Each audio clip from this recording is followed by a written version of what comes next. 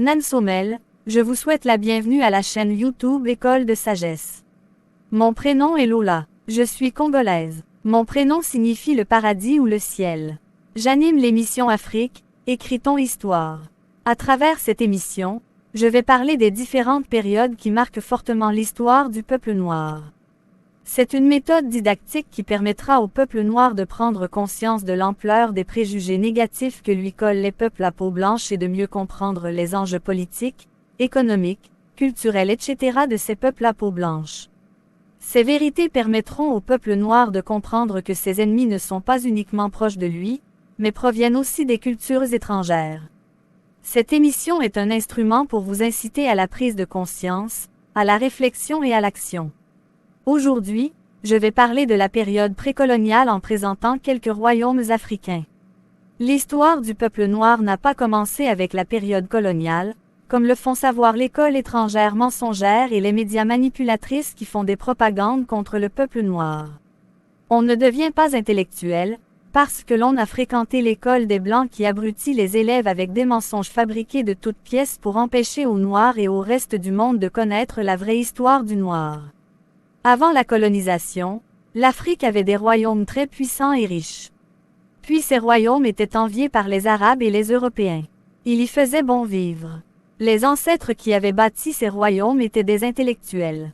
Un intellectuel, c'est celui qui sait faire un très bon usage de ses capacités intellectuelles pour bien construire sa vie privée et être utile à sa communauté ou à l'humanité. Voici la présentation de quelques royaumes africains. Premier, le royaume d'Éthiopie. Taïtu Bétoul était une très grande impératrice d'Éthiopie qui régna de 1889 à 1913. Elle était la troisième épouse de l'empereur Ménélik II.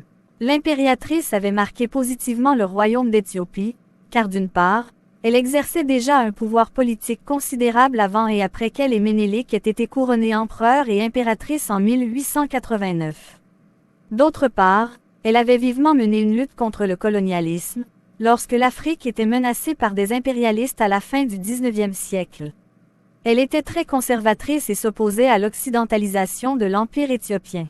Ainsi, l'impératrice conservatrice Taïtu avait joué un rôle très important dans le conflit concernant le traité de Wuchal avec l'Italie, en la déchirant. C'était elle qui motiva son époux l'empereur Ménélik II et les autres hommes à lutter contre les Italiens. L'actuelle capitale d'Éthiopie, Addis Abeba, avait été fondée en 1886 par elle et son mari Ménélik II. Taïtu Bétoul est originaire de Semien, qui est situé au nord de l'Empire éthiopien. La famille paternelle de l'impératrice Taïtu régnait à Semien. Selon le père de l'impératrice Taïtu, leur famille fait partie de la lignée de Salomon à travers l'empereur Soussénios Ier. L'impératrice Taïtu était instruite en diplomatie, en politique et en économie. De plus, elle avait appris à lire et à écrire en langue éthiopienne, amharique et gaze. Le gaze était la langue utilisée pour les affaires spirituelles. L'impératrice Taïtu aimait jouer du bedjina, qui est instrument à 10 cordes. Ses autres activités comprenaient le jeu de centré, les jeux d'échecs éthiopiens et elle s'intéressait à l'écriture de poésie. 2. Le royaume de Madagascar. La souveraine du Madagascar était Neramavo. C'était plus tard qu'elle adopta le nom de Ranavalona Ier.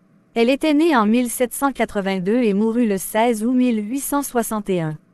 Elle était l'épouse du souverain Radama Ier, qui régna sur Madagascar de 1810 à 1828. La souveraine Ranavalona Ier accéda au trône à la mort de son époux et après une révolution qu'elle avait menée contre la famille de son défunt époux. Son règne sur le royaume de Madagascar dura de 1828 jusqu'au jour de sa mort. La souveraine Ranavalona Ier avait dirigé le royaume de Madagascar d'une main forte. Pour des raisons valables, elle expulsa progressivement presque tous les étrangers de l'île et avait rompu les relations diplomatiques avec l'étranger. Le christianisme y était interdit. C'était sous le règne de Ranavalona Ier que le grand palais central en bois du royaume avait été construit. 3. Le royaume zoulou. Le roi Shaka Zulu naquit en juillet 1787 parmi le peuple Elendjeni d'où sa mère était originaire. La vie de Shaka Zulu et sa naissance étaient prédites par une prophétesse nommée Sétaï. Selon cette dernière, un enfant, qui apportera un nouvel ordre et une nouvelle nation, naîtra. Shaka est l'auteur et le symbole de l'unité zoulou. La communauté zoulou décrit le souverain Shaka Zulu positivement, comme par exemple, un génie militaire en Afrique, ou un bâtisseur de nations et non un tueur assoiffé de sang, comme le décrivent les récits erronés des Européens. Le père de Shaka Zulu était appelé du nom de Senzangakuna. Sa mère était la princesse Nandi provenant de la famille royale de Mlongo et vivait à Elenjeni. Le prénom Shaka provenait du nom de la maladie, Eshaka. Les symptômes de cette maladie étaient par exemple des douleurs, la paresse et un gonflement du corps des femmes. Puisque la conception de Shaka était extra-conjugale, personne n'avait su que la mère de Shaka était enceinte, car elle présentait les caractéristiques de cette maladie. C'est alors que les habitants de la communauté crurent qu'elle souffrait d'Eshaka. C'est de cet événement que provient le nom Shaka. Les noms de l'héros étaient Shaka Senzangakuna. Shaka portait le prénom de son père comme nom de famille, car c'était la tradition de l'époque. Le nom Zoulou était le nom du grand-père de Shaka. Shaka provient de 2 familles royales. Malheureusement, il eut une enfance malheureuse, car pour des raisons différentes, il ne pouvait pas vivre jusqu'à l'âge adulte auprès de son père. Il avait d'abord grandi auprès de son beau-père qui fut tué plus tard, puis dans le royaume du roi Mtetwa d'Njiswayo. Shaka avait une demi-sœur. Grâce à son courage et à son intelligence, Shaka avait eu à l'âge de 16 ans une promotion dans l'armée de ce roi en tant que chef principal. Déjà très jeune, il avait impacté positivement l'armée du roi d'Njiswayo en y apportant beaucoup de réformes. Il était devenu très populaire et très redouté dans plusieurs royaumes.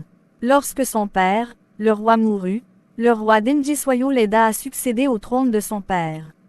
Le vrai successeur qui était le demi-frère de Shaka fut tué. Shaka devint roi en 1816. À la mort du roi d'Njiswayo, Shaka prit son royaume, y compris les clans conquis par ce roi. Le souverain Shaka est considéré comme le fondateur du peuple zoulou. Son objectif était que les habitants de son royaume aient une identité culturelle et s'appellent peuple zoulou. La mort de sa mère Nandi l'avait beaucoup attristé.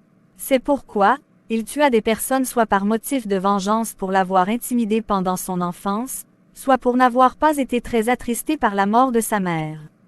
C'est pour cette raison qu'il fut tué en septembre 1828 avec la complicité de sa tante. Leçon à tirer.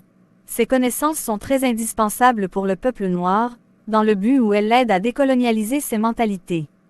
Pendant les périodes de colonisation et d'impérialisme contre le peuple noir, des peuples à peau blanche ont développé des propagandes contre le noir dans le but d'abrutir le monde entier. D'une part, ces propagandes contre le noir maintiennent le peuple noir dans le complexe d'infériorité. D'autre part, ces mêmes propagandes renferment les peuples à peau blanche dans un monde imaginaire, où ils se croiraient meilleurs au peuple noir. S'il était vraiment meilleur au peuple noir, il n'aurait pas dû voler les biens immatériels, en d'autres termes intellectuels, spirituels du peuple noir pour enrichir leur propre culture, ou bien il n'aurait pas besoin d'envier secrètement le noir. C'est la fin de cette émission. Les thèmes qui ont été traités permettent au peuple noir d'apprendre des vérités qui ne lui ont jamais été enseignées à l'école étrangère. Le peuple noir avait connu une époque glorieuse, où il était indépendant de toute influence maléfique étrangère. Le peuple noir doit donner un sens à son existence en cherchant la vérité sur ses propres origines, afin de mieux comprendre son présent et mieux préparer son avenir.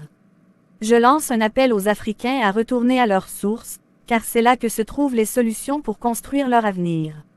Les Africains sont des descendants de grands bâtisseurs de civilisation, qui étaient enviés par les ancêtres de leurs actuels oppresseurs étrangers.